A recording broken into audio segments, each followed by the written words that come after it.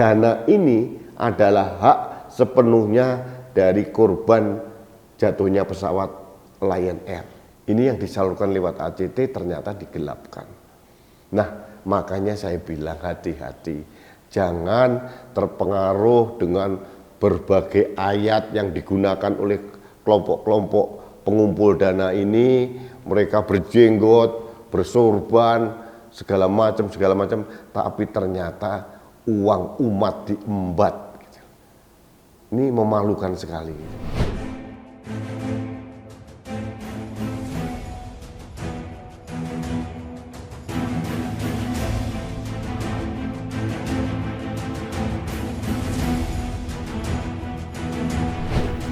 Halo sahabat Indonesia, kita bertemu kembali dalam Opini Rudi. Sahabat Indonesia, masih ingatkah kasus korupsi penggelapan uang dana umat di ACT, Aksi Cepat Tanggap? Ini sebuah yayasan yang mengumpulkan dana dari masyarakat gitu ya. Terus ternyata ada penggelapan uang gitu yang dilakukan oleh mantan presiden yayasan dari ACT, Ahyudin kerjasama dengan mantan anak buahnya yang bernama Ibnu Hajar dan Heriana Hermain. Nah, dana apa yang digelapkan oleh Ahyudin dan kawan-kawan ini ternyata dana dari Boeing Community Investment Fund atau BCIF. Nah, ini terkait pada waktu itu ada kecelakaan pesawat Lion Air Boeing 737 dengan nomor JT610 kalau tidak salah. Jadi dana yang diberikan oleh Boeing Community Investment Fund berjumlah 138,5 miliar. Ternyata menurut jaksa yang disalurkan itu hanya sekitar 20 miliar sekian, sehingga ada sisa dana yang tidak bisa dipertanggungjawabkan sebesar 117 miliar. Ini diembat oleh Ahyudin dan kawan-kawan. Ini tuduhan dari jaksa. Nah, sekarang uang itu disebarkan kemana sih sama Ahyudin? Ada beberapa orang yang menerima. Ada yang menarik dari berbagai, ada 12 kalau tidak salah, berbagai lembaga yang menerima uang dari Boeing ini. Salah satunya adalah Koperasi 212. Dia menerima sekitar 10 miliar. Nah, kita sudah tahu mengapa ACT memberikan bantuan ke Koperasi 212 10 miliar. Dana yang seharusnya diterima oleh para korban dari pesawat Boeing Lion Air yang jatuh 610 ternyata diembat oleh pimpinan ACT. Ini memang keterlaluan. Jadi dulu pernah saya singgung, Ahyudin memperkaya diri luar biasa. Luar biasa. Dia mau memberikan mobil mewah anaknya, terus mau membelikan rumah istri ketiganya, macam-macam lah.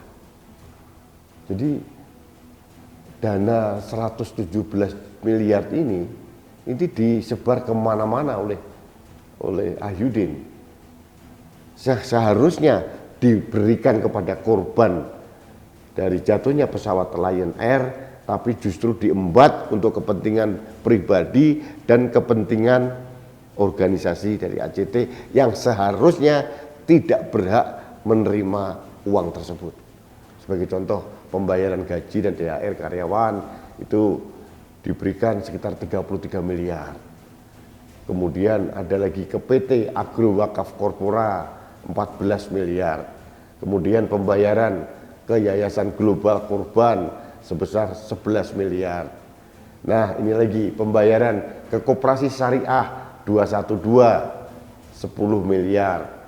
Lagi ada tambahan lagi untuk PT Global Wakaf Korpora 8,3 miliar. Kemudian ada lagi penarikan tunai 7,6 miliar. Terus ada lagi pembayaran untuk pengelolaan sebesar 6,4 miliar. tunjangan pendidikan 4,3 miliar, pembayaran ke yayasan Global Zakat 3 miliar, dan ada beberapa tambahan lain yang dibayarkan yang tidak seharusnya diperuntukkan untuk membayar kelompok-kelompok ini. Dana ini adalah hak sepenuhnya dari korban jatuhnya pesawat Lion Air.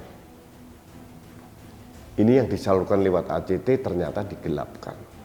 Nah, makanya saya bilang hati-hati, jangan terpengaruh dengan berbagai ayat yang digunakan oleh kelompok-kelompok pengumpul dana ini. Mereka berjenggot, bersorban, segala macam, tapi ternyata uang umat diembat. Ini memalukan sekali. Jadi saya bersyukur Mabes Polri bertindak sigap gitu loh. Karena apa? Karena ini mempermalukan bangsa Indonesia. Coba bayangkan kalau dari Boeing tahu bahwa bantuannya sebesar 138 miliar ternyata diembat, ternyata nggak sampai sasaran, ini kan mempermalukan Indonesia sebetulnya. Jadi orang-orang ACT ini memang ya wajar kalau akhirnya public trust terhadap ACT jadi merosot. Karena apa? Kelakuan dari pengurusnya sendiri. Dulu pernah disinggung gajinya presiden aja sampai 250 juta per bulan, ditambah lagi tunjangan ini, kendaraan mewah. Ini coba uang dari umat loh dikumpulkan, ditambah lagi donasi dari pihak luar, termasuk dari Boeing tadi, diembat terus bertahun-tahun. Memalukan kan.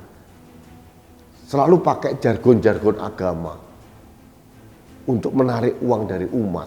Ada indikasi juga sebagian dana itu katanya mengalir ke bantuan untuk organisasi di luar negeri yang berorientasi pada kelompok-kelompok teroris. Ini kan berbahaya ini.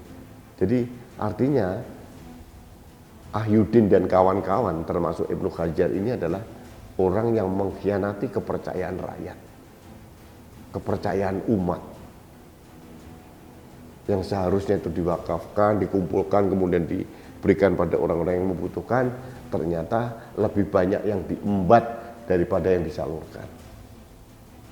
Jadi sahabat Indonesia, kita harus hati-hati memberikan bantuan kita, harus dicari lembaga yang kredibel, yang harus kita tahu rekam jejaknya seperti apa, laporan keuangannya seperti apa. Jangan seperti ACT yang tidak pernah mau mempublikasikan laporan keuangannya dari awal. Sehingga semuanya blank, buta, kita tidak tahu. Seolah-olah kita memberikan bantuan itu dengan cek kosong dan mereka akhirnya berfoya-foya memanfaatkan dana itu atas nama agama. Memalukan sekali. Dan kelakuan dari Ahyuddin dan kawan-kawan ini, kalau benar tujuan dari jaksa itu bukan hanya mempermalukan umat Islam, tapi juga menistakan ajaran Islam itu sendiri. Karena mereka selalu menggunakan ayat-ayat dalam Al-Quran, dalam hadis atau apapun untuk merayu orang untuk mendonasikan uangnya ke ACT. Ternyata mereka tidak amanah. Di samping itu kelakuan dari Ahyuddin kalau memang itu benar juga menjatuhkan kepercayaan publik pada lembaga-lembaga yang lain yang serupa dengan ACT. Ini pembelajaran buat kita semua. Jangan kita terlalu mudah percaya kepada siapapun dalam penyaluran infak, sodako atau dana kita. Salurkan pada lembaga yang sah, resmi, negara, rekam jejaknya jelas, dan tidak digunakan oleh para pengurusnya seperti yang terjadi di Yayasan Aksi Cepat Tanggap atau ACT. Jadi kami berharap Ahyuddin dan kawan-kawan mendapatkan hukuman yang seberat-beratnya, karena ini menurut saya kejahatannya bukan sekedar dia maling uang, tapi juga mengingkari, mengkhianati amanah dari masyarakat atau umat. Ini yang menurut saya sedih sebetulnya. Baik sahabat Indonesia, kita tunggu perkembangan kasus dari ACT ini yang sempat kita lupakan karena berbagai kasus besar yang lain. Tapi ingin saya sampaikan kepada Anda, jangan pernah lupa ada kasus ACT yang harus kita berikan perhatian. Jangan sampai proses hukumnya melenceng dari jalur yang sebenarnya. Baik sahabat Indonesia, terima kasih Anda telah mengikuti Opini Rudi. Kita bertemu kembali dalam Opini Rudi selanjutnya. Salam satu Indonesia, salam Pancasila. Saya Rudi Eskam.